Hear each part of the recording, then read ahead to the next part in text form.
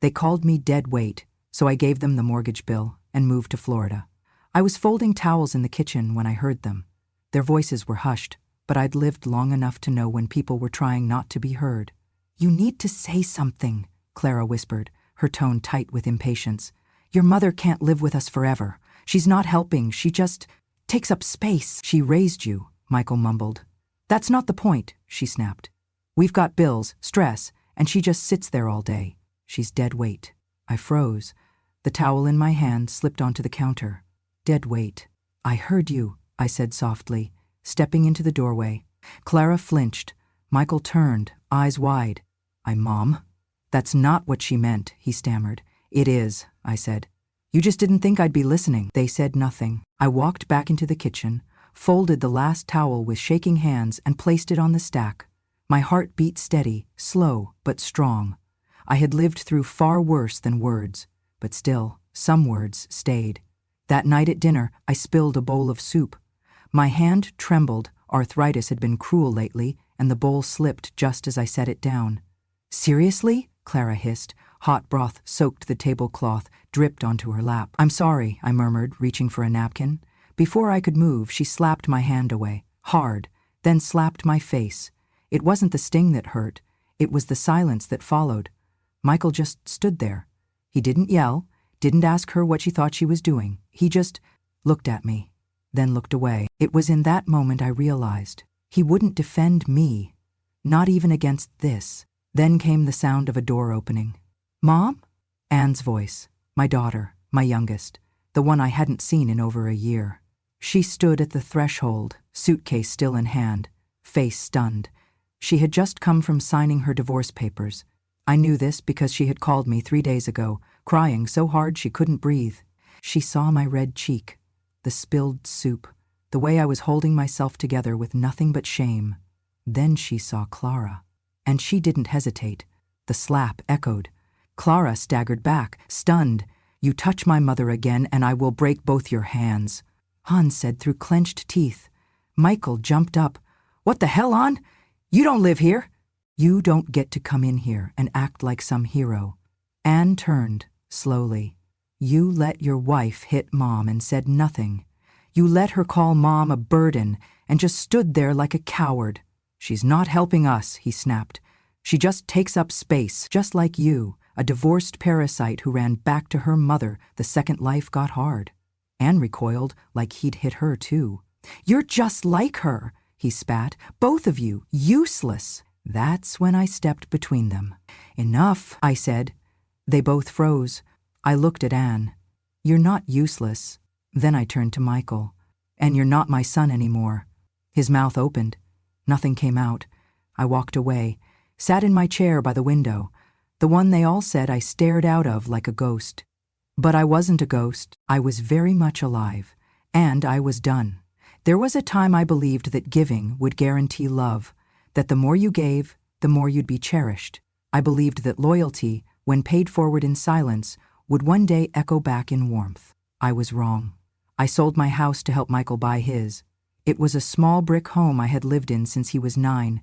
The paint peeled on the porch. The plumbing was stubborn, but it was mine, bought with every graveyard shift, every penny I saved by mending clothes and skipping vacations. That house saw me through widowhood, through Michael's college years, through the hardest winters of my life. When he and Clara were expecting their second child, they came to me with wide eyes and hopeful tones. "There's this perfect house, Mom," Michael said. "Good schools, a yard, room for everyone, but we're short on the down payment." I didn't even blink. "How much do you need?" They said a number. I wired it within a week. I didn't ask to be on the deed. I didn't want them to feel burdened. "Just a home for the babies," I told myself. "They'll know what this meant." They didn't. I moved into their guest room, a space between the laundry and the garage. No window, a mattress on the floor. But I told myself it was enough. I was close to the grandchildren. I could help. I could belong. And I did help, more than they'll ever admit. I watched the kids every weekday. Pickups, drop-offs, fevers, nightmares, homework, bedtime songs. I cooked dinner most nights, washed their clothes, repaired ripped backpacks, never asked for a cent. Then one month, I noticed an envelope on the counter marked "Final Notice." The mortgage. Michael brushed it off. Clara had to leave her job early. Things are tight for now. So I paid it, quietly. I set up a monthly payment to cover half the mortgage, never told them. I didn't want to embarrass him. He was my son. Month after month, I paid, and they never asked where the money came from. Maybe they didn't care. Clara changed. Slowly. At first it was small things, rolling her eyes when I offered to make lunch, correcting me sharply when I told the kids old family stories. "Mom, don't confuse them," she'd say. "They're learning a different way now." Then came the bigger things. "I think we need more space," she said one afternoon, glancing at the toys cluttering the living room. "Maybe if the guest room were open, we could turn it into a playroom." I said nothing, just nodded and gathered my knitting. Another day, I overheard her on the phone. "No, she doesn't pay rent, but she eats, uses water, electricity, it adds up." And once, while handing me a shopping list, she added, "Might be nice if you started picking up your own groceries. I mean, you do eat a lot of yogurt." Michael never said a word. When I looked to him for comfort, he looked away. The worst part? I kept trying. I baked her favorite bread, even after she called my recipes dated. I folded her laundry when she left it in the machine for days. I sewed buttons on her blouses when they popped. She never noticed. And when she did speak to me, it was to remind me, "You're lucky we have space for you. Not every family does." She said that more than once, as if the thousands I gave, the meals I cooked, the nights I sat awake holding her crying child, were all a favor I should thank her for. And Michael, my sweet boy who once built me birthday cards from macaroni, he just let her. He stood beside her, silent. One evening, I burned the rice. Clara walked into the kitchen, sniffed the air, and laughed. "Well, I guess you really are getting old." Michael said nothing. I sat down on the back steps that night, the Florida heat pressing into my skin, and stared at the horizon until it blurred. How many times had I given them the last slice? The warmest blanket, the best part of me?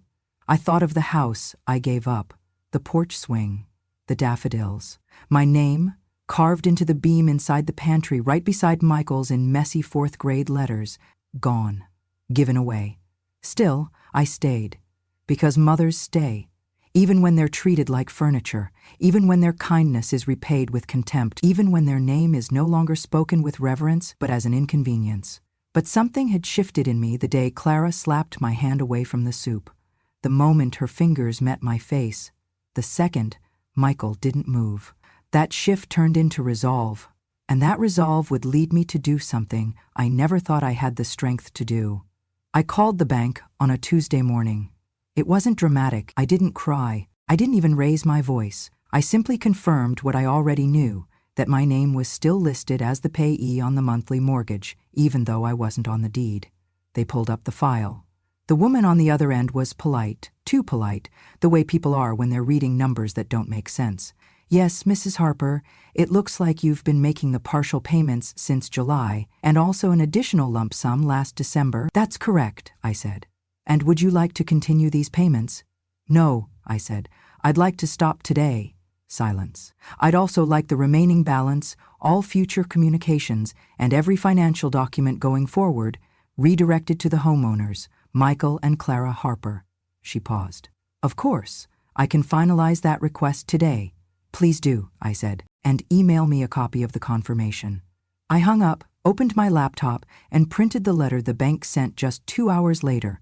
I folded it neatly and slid it into an envelope with the final receipt of my last payment. That afternoon, I made soup.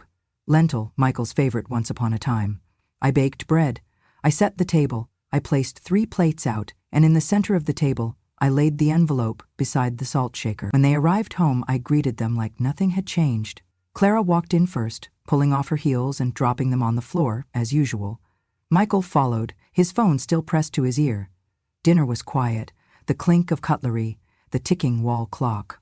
When the plates were nearly empty, I reached for the envelope and placed it between them. "What's that?" Clara asked without looking. I wiped my hands on my napkin. "That," I said, "is the last mortgage payment I will ever make." She blinked. "Excuse me?" I turned to her. "I called the bank this morning, told them to send everything to the legal homeowners, you two. From now on, all responsibility is yours." Her mouth opened but no sound came out. Michael finally looked up from his plate. "Mom, I heard you, I said. Last week, in the living room. I turned to Clara. You said I was dead weight. Clara scoffed. That's not. Yes, I interrupted. It is. And now I'm removing the weight. Michael's face turned red. His eyes dropped to the table. I've paid this house for 3 years, I continued. Half the mortgage, the down payment, groceries, repairs. I've cooked your meals, raised your children, stayed quiet when you rolled your eyes, and turned away when you turned cold. I reached down, lifted my small suitcase from beside my chair, and set it upright. But now, the givers are done giving. Clara stood up, her voice rising. You can't just leave. What about the kids? You can't just drop this on us? I can, I said. And I am. Michael looked like a boy again, one who'd done something wrong and didn't know how to undo it. Mom, please. Just, let's talk. I turned to him. My son. You let her slap me, I said, low and calm. You let her call me names, and when your sister stood up for me, you called her trash. You stood behind her every time, even when you knew she was wrong. His eyes filled with tears, but not a word came out. I'll be gone in the morning, I said. You'll get the keys back. You can convert the guest room. Do what you like. Where will you go? He whispered. I smiled. Where I'm not dead weight. I wheeled my suitcase to the bottom of the stairs, climbed up slowly to gather the last of my things, a few sweaters, a photo album, and my late husband's watch. That night I slept like a stone. In the morning, before the sun rose, I brewed coffee for myself one last time in their kitchen. I placed my house key on the counter. No note, no goodbyes, just the click of the door behind me and the long, quiet walk toward freedom. I didn't tell anyone I was leaving. I packed what I needed, a week's worth of clothes, my birth certificate, my pension papers, the recipe box with my mother's handwriting, and the photo of Michael and N as toddlers in the backyard, mouths sticky with watermelon. I left the house key on the kitchen counter, next to a cooling cup of coffee. One last act of routine, no farewell note. At 5:40 a.m., I rolled my little suitcase down the street to the bus stop, the wheels clicking softly against the pavement. The morning air was thick with quiet. A neighbor watering his lawn waved. I waved back. He had no idea I was disappearing. The Greyhound bus was half full, the vinyl seats cracked with time. The air stale but not unkind. I sat near the window and watched the city shrink behind me, the place where I had lived like a shadow in someone else's house. I didn't cry. There was nothing left to grieve. I rode through Georgia's sleepy hills into the warm breath of the South. Hours passed in silence. I ate saltines from my coat pocket. I wrote a few lines in my journal, then stared out at the endless fields. I thought about Aunt, the daughter I hadn't seen in over a year. She lived in Sarasota now. Last time we spoke, she was whispering through tears. I think I'm done. I just don't know how to leave him. I knew that voice. I had once used it myself. When I finally arrived, the air in Florida felt different, softer somehow, even in the heat. I stepped off the bus into sunlight and cicadas, my suitcase bumping behind me like an old friend. Anne lived in a modest apartment complex just outside town. I walked the last 2 blocks. Her building was beige, with chipped railings and a cracked sidewalk. I climbed the stairs to her unit, knocked twice, and waited. When she opened the door, her breath caught. "Mom?" she whispered. She looked thinner than I remembered. Her eyes were tired, her lips swollen beneath a faint smear of makeup. She had always been good at covering bruises. She wasn't wearing her wedding ring. Neither did she. We just looked at each other. 2 women, worn thin from being quiet too long. Then she stepped forward and wrapped her arms around me. No words, just arms, just warmth, just the kind of embrace you only give when something inside you breaks open. I held her for what felt like hours. We didn't need to explain. We knew. We had both survived houses where love had conditions, where silence was safer than truth, where the cost of staying was your own reflection. Inside, the apartment was small, 1 bedroom, second-hand furniture, the air conditioner rattling like it might give up at any moment. But it was clean. Lived in. Real. I was just making tea, Anne said, wiping her face. I nodded, sat down at her kitchen table, and let her pour me a cup. There were no questions like, "Why are you here?" or "What happened?" She just placed the cup in front of me, sat across from me, and reached for my hand. And we sat like that, no explanations, no justifications, just two women who had finally come home to each other. And SIS women didn't speak much the first few days I stayed with her. She moved quietly around the apartment, like she was always bracing for something, for someone. She flinched when her phone buzzed. She kept her back to windows, and at night, even in her own home, she locked every door, twice. I didn't push. I folded laundry while she worked late shifts. I made soup and left notes by her coffee mug. I swept the floor. I waited. One night, as the rain tapped gently against the window and we sat together on her worn couch, and finally said the words I knew were buried deep in her chest, "He calls me garbage." I turned toward her, but she wasn't looking at me. She stared at the floor like she couldn't bear to see my face. "Not just when we fight," she whispered. "All the time. When I forget to take out the trash, when dinner is late, when I speak too softly, too loudly, when I breathe wrong." Her hands were clasped in her lap, knuckles white. "He took my car keys last month, said I didn't deserve to leave, that if I left, no one would take me back, that even my own mother wouldn't want me." She looked up at me then, eyes filled with something far deeper than sadness. Was he right? My throat tightened. I reached for her hand.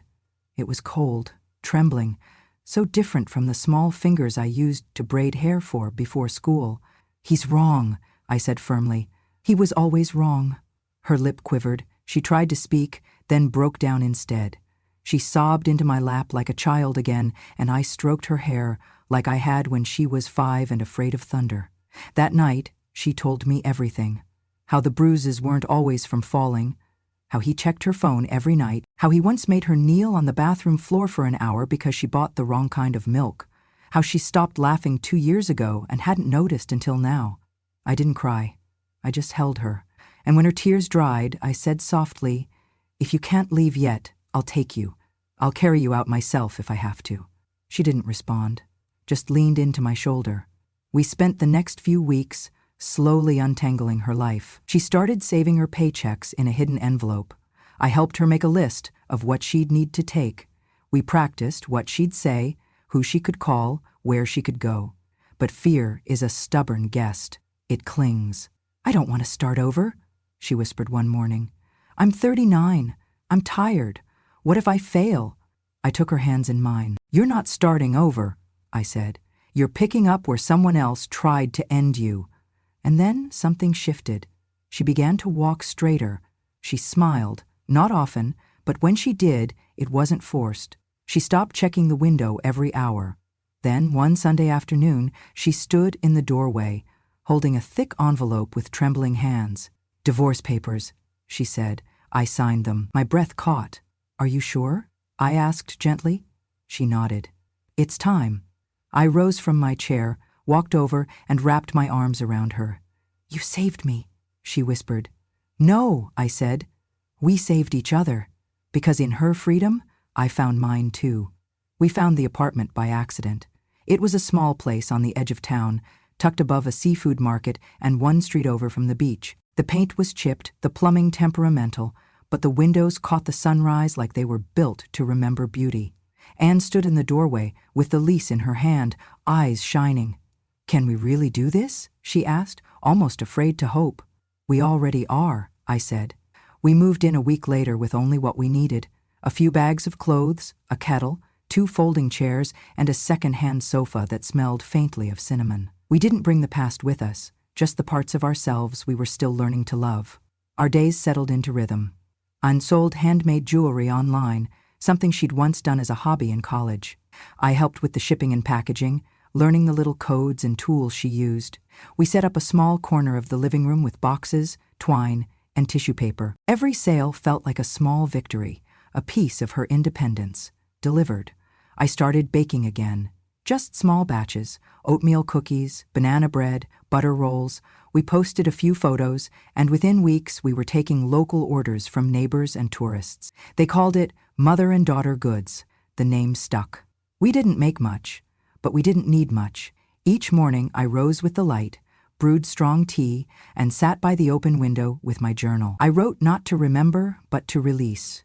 Pages and pages of everything I had held back, the disappointment, the heartbreak, the slow dying of a mother's hope, but also the small joys, the sun on An's shoulders, the way the sea smelled at 6 a.m., the laughter, real laughter, that slowly returned to her voice. She would come home from the market with sand on her feet, her eyes soft, her shoulders no longer hunched. She began to paint again, seashells, postcards, little frames we hung around the apartment. At night, we'd sit on the floor and eat simply, rice, vegetables, sometimes a single grilled fish with lemon. We played soft music, talked about books, about nothing. We didn't talk about Michael, or Clara, or the house I'd left behind. We didn't need to. One night, as I was closing my journal and getting ready for bed, I glanced over at An. She had fallen asleep on the sofa, head tilted back, arms crossed, a faint smile on her lips. She was dreaming, but not the kind of dreams that came with nightmares or panic. It was the kind of smile a child has after a day in the sun, the kind of sleep that only comes when you finally feel safe. And in that moment, watching her at peace, at home, in her own skin again, I felt something inside me shift. I knew I had done the right thing. I hadn't just left a house. I had walked away from silence, from being unseen, from being needed only when convenient. I had chosen to live, not as an obligation, not as a quiet supporter in someone else's story, but as a woman who still had chapters left to write. I closed the light and whispered, "Thank you." Not to God, not to fate, to the part of me that refused to be erased, to the woman who packed her suitcase, boarded a bus, and found her way back to her daughter, to the mother who stayed long enough to say, "We're not broken, just rebuilding." And for the first time in years, I slept with no weight on my chest. The phone rang on a Tuesday. I almost didn't answer. An eggloon was in the kitchen, humming while she stirred soup, and I was at the window, clipping dead leaves from a basil plant. The number flashed on the screen, a familiar area code, a number I hadn't seen in months. I picked it up, not knowing why. "Grandma? Are you okay?" "I'm fine, sweetheart," I said, my heart tightening. There was a pause. "Grandma," she whispered, "Mom and Dad they're scared. The bank sent a letter. They said something about foreclosure." I sat down slowly. "Dad's been crying," she continued, barely audible. "I heard them fighting last night. He said they're going to lose the house." Another pause. "He said it was your house first." I didn't answer. Then the phone clicked. She'd handed it off. "Mom," Michael's voice, shaky, older. He hadn't called me Mom since the day I walked out. "I'm sorry," he said all in one breath. "I should have stopped her. I should have said something. I was scared and stupid and I thought we had time. I thought, why are you calling me now?" I asked, not cold, just quiet. He didn't respond right away. "I need help," he finally said. "We need help. They're going to take the house. I tried to fix it, but it's too late." And? I know I don't deserve to ask, but please, come back. We can make space for you again. Clara. I laughed once, soft, sad. He stopped talking. I took a deep breath, looked around the little apartment that smelled of lavender and lemon, where the walls were thin but the air was warm. "Michael," I said gently, "do you remember the day Clara called me dead weight?" His breath caught. "Yes. Do you remember what you did?" Silence. "Nothing," I answered for him. "You did nothing. And then you called your sister a leech. You stood by while I was humiliated, and now, months later, you remember I exist, because the bank does too." He sobbed once. "Mom, please." I closed my eyes. "I was a burden to you then," I said, "but I'm not anymore." And then I said it, the sentence I'd been saving, not for revenge, but for clarity. "I used to carry that house. Now I carry myself." He sniffled. "What do I tell the kids?" I smiled, though he couldn't see it. "Tell them their grandmother's doing just fine, and maybe one day, when they grow up, they'll understand what you didn't." Then I hung up. No goodbye, no promises, just peace. Some mornings, Anne and I walk barefoot on the beach. She always carries her sandals, even though she never wears them. I bring my journal, though some days I don't write a word. We just walk, side by side, letting the tide nibble at our toes, letting the wind take what's left of the past. There's a rhythm to the ocean that feels like forgiveness, not for others, but for ourselves. We don't talk much during those walks. We don't need to. And Olido is healing in her own way. She laughs now, not too loud, but real. She sings when she washes dishes. Her bruises have faded, though the memory of them still lives in her eyes. And me? I plant herbs on the balcony. I send handwritten recipes to strangers who follow our baking page. I sleep without worry. I make tea in silence and enjoy every sip. Last week, a letter arrived. Real mail, the kind with a stamp and a little heart drawn next to my name. It was from Lily. She'd written it herself. "Dear Grandma," it began, "I hope you are happy. I miss you. I miss the smell of your cookies. I miss your hugs. I told Mommy and Daddy that. Mommy cried. Daddy went outside. I hope I see you again. Love, Lily." There was a drawing of us holding hands, two stick figures in front of what looked like my old house. She had drawn a big smile on my face. I held the letter for a long time. The edges were crumpled, her handwriting uneven, like she had tried very hard not to mess it up. The S in hugs was backward. Her G in grandma, too big for the line. But it was her voice, clear and small and piercing, like only a child's can be. I didn't cry at first. I just breathed. I sat in the sunspot on the floor near the window and let the warmth settle into my knees while I read it again slowly, line by line. Then I folded it, pressed it gently against my heart, and put it on the windowsill.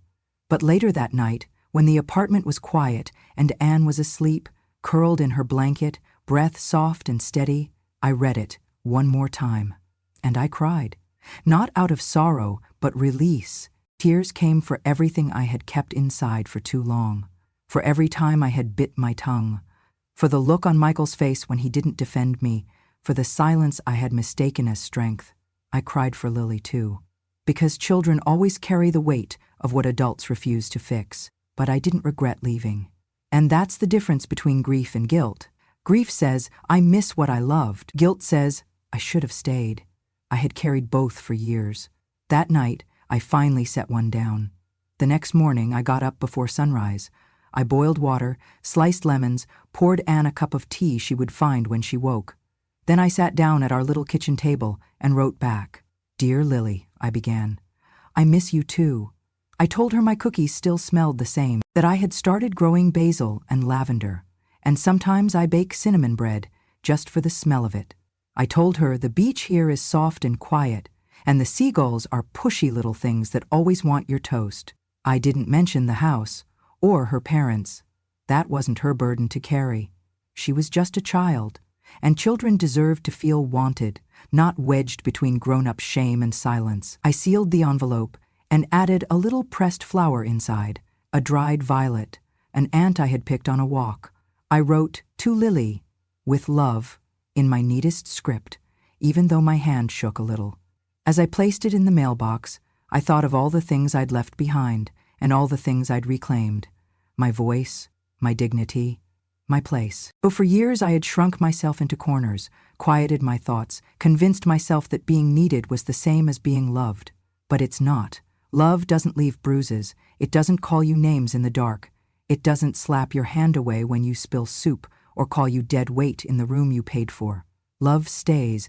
Love speaks. Love sees, and now I walk under the sun with my daughter beside me, and not a single step is quiet. We are loud in our living, in our healing, and as seashells now, she sells little jars of sand and poems on cardstock, and people buy them, not because they need them, but because you can feel her heart in them. She sings when she cooks, sometimes off-key, and we both laugh so hard we can't finish our rice. We planted rosemary last weekend. She said it was for protection. I told her she didn't need protection anymore. She has herself now. And me. Sometimes we sit on the porch and play old music. She reads me articles she finds online, and I tell her stories I'd never had the voice to share before. I used to live like a shadow, apologizing for taking up space. Now I take up space, joyfully, deliberately.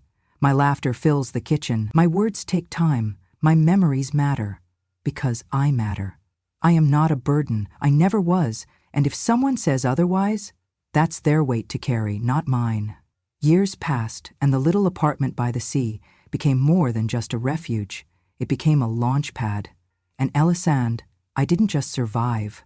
We lived. We learned to say yes to things we'd once been too tired, too sad, or too scared to try. We took small road trips at first. Just an old paper map, folded too many times. A thermos of coffee that always tasted slightly of cinnamon, and the radio turned low, playing songs that reminded me of youth. We drove through sleepy towns with crooked porches, into hills where fog kissed the treetops. We visited the Smoky Mountains in spring, flowers blooming like they had something to prove. We wandered through Savannah in the fall, where the sidewalks told stories if you listened. And once, on a wild whim, we flew to Oregon just to see the lavender fields bloom, rows and rows of purple stretching toward the sky like it owed them something. We laughed in motel rooms with leaky faucets and thin walls. We danced under gas station lights when the music was just right. We took blurry photos with strangers and slept under stars in places where no one knew our names. We weren't healing, we were blooming. We became women who collected experiences, not apologies, who told stories, not excuses. Each place we went, Anne brought a new sketchbook. I brought my journal. In those pages, we didn't write about what we'd lost. We wrote about who we had become. She drew sunsets and bridges, hands and shadows. I wrote about the sound of her laughter, about the smell of a bakery in Mississippi, about the woman I saw in the mirror who no longer apologized for aging. Sometimes we mailed Lily postcards with no return address, just notes about seagulls and sunrises, stickers of fish, drawings of flowers. We didn't know if she ever got them, but we hoped. We had made a home from nothing, and for the first time in a long time, we felt rich.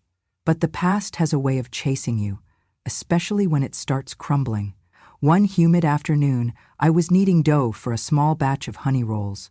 The window was open, the curtains fluttering, and the air smelled like salt and cinnamon. The phone rang, a number I didn't recognize. I let it go to voicemail. Then Anne's phone buzzed. Same number. Neither of us moved at first, just looked at each other. Then another call, then a voicemail, then silence, and finally picked up her phone, tapped the screen, and pressed play. It was Michael. His voice was different, hollow, urgent. "Mom! Anne, it's bad." His breath shook. "Clara and I, we made some mistakes. Gambling, some debts. We're being evicted, it's all falling apart. We don't know where to go." He paused. A long, choking silence. "Please, just call back. Please." He didn't sound angry. He didn't even sound ashamed. He just sounded lost. I looked at Anne. She didn't say a word. She opened her phone, blocked the number, and set it down.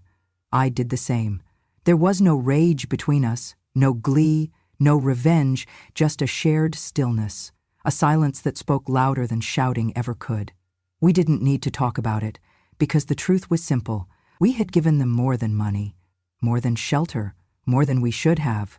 We had given them chances. We had given them years. We had given them ourselves. And when they had the chance to choose kindness, they chose power. When they could have stood up for love, they chose silence. Now they were drowning in the weight of their own making. And we had learned to swim without them. Sometimes I wondered if Clara still had the same tone when she spoke to service workers, if she ever looked back at that kitchen and remembered the woman she slapped, if Michael ever opened the pantry and thought of the macaroni pictures he used to make me for Mother's Day. I wondered, but only briefly, because those thoughts were theirs to carry now, not mine. Let the past chase its own shadow. Let the guilt sit in rooms where we no longer live. We had sunrises to catch, miles to go. We were no longer part of that story. We had written new ones, of road maps and rooftop breakfasts, of beachside markets and laughing until soup spilled on our knees. We had become the women they never believed we could be, free. And that's the thing no one tells you. Forgiveness isn't always loud. Sometimes it's a quiet morning with tea in hand where you finally breathe without waiting to be heard again. We forgave, not because they deserved it, but because we deserved peace. We just didn't return. There was nothing left to fix, nothing left to explain, and no one left to apologize to. If someone ever called you a burden, if they sighed when you entered the room or looked past you when you spoke, or rolled their eyes when you asked for something small, I want you to stop whatever you're doing and hear me now. You are not too much. You are not in the way. You are not the reason things fell apart. You are not dead weight. You are breath. You are memory. You are presence. You are the one who stayed up when no one else would, the one who paid the bills no one saw, who kept the house warm, the meals hot, the doors open, even when your own heart was breaking. You are a library of love and labor. Every wrinkle a story. Every scar a receipt. Every silence you've held a vault of strength. This world wouldn't survive without. You are not useless. You are not expired. You are not furniture to be shuffled when it's convenient. You are a witness to time, a vessel of wisdom, a survivor of silence. And if they've forgotten that, let them. Let them believe what they want to believe. Let them squirm beneath the weight of their ingratitude. Let them sit in the house you once cleaned, eat off the dishes you once bought, breathe in air you once made safe, and wonder why it all feels cold now. Because when a woman like you walks out of a room, really walks, she takes the warmth with her. And that chill, that ache in their bones they can't quite name, that's the absence of your grace. You don't owe anyone your silence. You don't owe anyone your savings. You don't owe anyone your old age. And you certainly don't owe anyone your forgiveness if they haven't earned it. But if you do forgive, do it for yourself, so you can sleep with peace, so your hands no longer shake, so your breath no longer catches when you remember what was said behind your back. Do it so you can laugh again. Not the polite kind, but belly-deep, shoulder-shaking laughter that no one can take from you. Do it so you can sing in the kitchen again, dance barefoot in the hallway, write letters to grandchildren who remember the scent of your cookies, even when their parents don't deserve to. Do it because your story isn't over, because your last chapter hasn't been written, because you are still here, and there is nothing heavier than a woman who's carried the past and still chooses to stand tall. You don't need to shout. Wisdom doesn't shout. Wisdom waits and remembers. And when the time is right, wisdom speaks. So speak, even if it's just in your own journal, even if it's only with your actions. Say the words you never thought you could. I am not invisible. I am not yours to use. I am not a mistake to be tolerated. You are not a guest in your own life. You are the author of it. So write endings that make you proud. Write boundaries that hold. Write silence that speaks louder than any insult they whispered behind a closed door. If they only remember you when the bills come due. If they only call when they need saving. If they only see your worth after they've drained your heart dry. Then let your silence be the final answer. Let your leaving be the lesson. And if they cry, let them. Not because they miss you, but because they miss what they no longer deserve. Because the truth is this: some people never apologize. Some people never admit what they did. But some people, they live with the echo of your footsteps walking away. And that echo will be louder than anything you could have screamed. So to every woman who's been told she's a burden, to every mother erased, to every grandmother sidelined, to every wife replaced by convenience, to every daughter who dared to protect her mother when no one else would, I see you, I believe you, and I honor the weight you've carried. Let the guilt stay with those who earned it. You carry your peace. Share this story if you've ever been pushed aside, if you've ever been told to shrink, if you stayed silent when you should have been heard and still chose to rise. Subscribe to Grandma True Stories for more stories of quiet revenge, fierce love, and the kind of endings that don't beg for applause, just respect. Because some women don't break, they rebuild. And this time, they do it without permission.